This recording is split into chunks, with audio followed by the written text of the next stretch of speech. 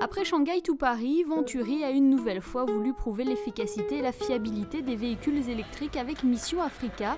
L'objectif était de relier Nairobi à Johannesburg à bord d'une voiture électrique et sans assistance. Au départ, ce Citroën Berlingo était spécialement conçu pour un usage urbain. Il a donc fallu faire quelques changements pour qu'il puisse rouler en milieu extrême. Ce qu'on a essayé de faire, comme c'est un véhicule qui est destiné à être utilitaire, on a voulu conserver au maximum le volume de chargement et la charge utile du véhicule. Donc pour ça, on a fait une chaîne de traction la plus compacte possible pour l'intégrer sur l'avant du véhicule en lieu et place du moteur thermique. Et donc elle comprend le moteur, le réducteur, le variateur qui va servir à piloter le moteur et qui fait la liaison avec la batterie. C'est au gré des rencontres avec les habitants que le pilote Xavier Chevrin rechargeait ses batteries, un véritable défi lorsque l'on sait que 70% de l'Afrique n'a pas encore accès à l'électricité. Ne disposant d'aucune assistance technique sur place, Xavier Chevrin bénéficiait tout de même d'une liaison quotidienne avec le siège de Venturi à Monaco.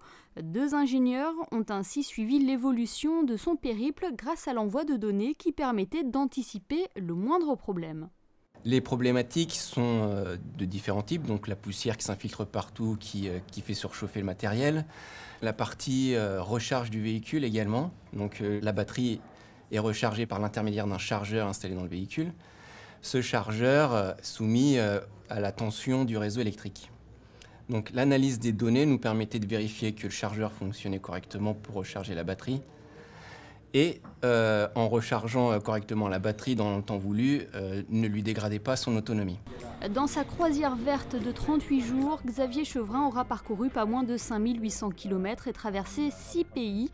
Une quarantaine de recharges auront été nécessaires pour relever ce défi du Global Venturi Challenge. Une aventure à la fois humaine et technologique qui démontre l'efficacité de la propulsion électrique, quelles que soient les conditions auxquelles elle est confrontée.